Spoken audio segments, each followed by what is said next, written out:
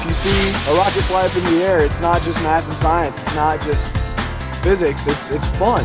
It's fun. You get to go in and be like an artist. You have your palette of chemicals, and what you can do and where you can go is only limited by your own imagination. When we flap like this, the fact that it's deforming so much helps us get better efficiency in flight. It gets better lift. Guys wanted to replace batteries, so we built them a fuel cell. And then someone said, hey, why don't we do the same thing in the air?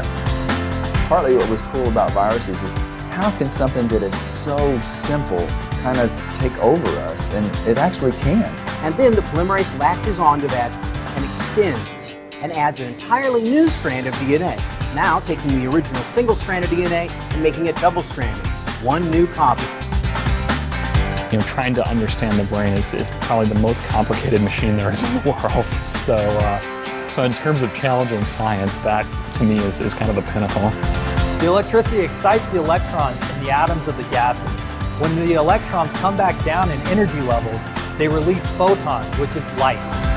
So you have nickel coming off and you have carbon coming on, and it's forming that nanopearl. The robot is transmitting and is allowing us to see what the robot sees when they're sending out radio waves and they're trying to communicate with other robots. No matter where I plug any component, the system will find it and know what to do with it. In fact, we've built this particular plug-and-play set in less than 4 hours, and other people continued to study it and they got the time down to less than 2 hours. So in a sense, VSX is hitchhiking a ride into space by taking advantage of that unused space. The goal of using this data is to help engineer designers of spacecraft build better spacecraft and lighter spacecraft. The very first concept for this idea was actually a piece of paper. We unfolded it and refolded it, and that was really the birth of the idea. And we thought, why not? Why wouldn't this work? Yeah, we are playing with toys all day, but it's more than that. We're also learning how to solve difficult problems. We were trying to create the smallest antenna possible, but we wanted to have the best performance possible. That's the challenge. People who are just coming into their careers, they're the ones who are going to be solving these problems. It's a very exciting time to be a scientist or to be an engineer. Well, I used to think that science was just reading new words and stuff, but this is really amazing.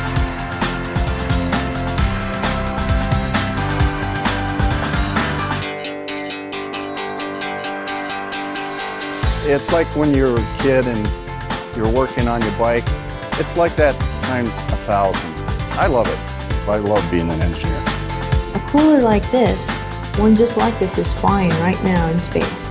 And I get to handle it, I get to design it, I get to test it. I always thought it was incredibly exciting to be doing something that no one else has ever done before. Then to take that sort of enthusiasm and have products that can actually change the world.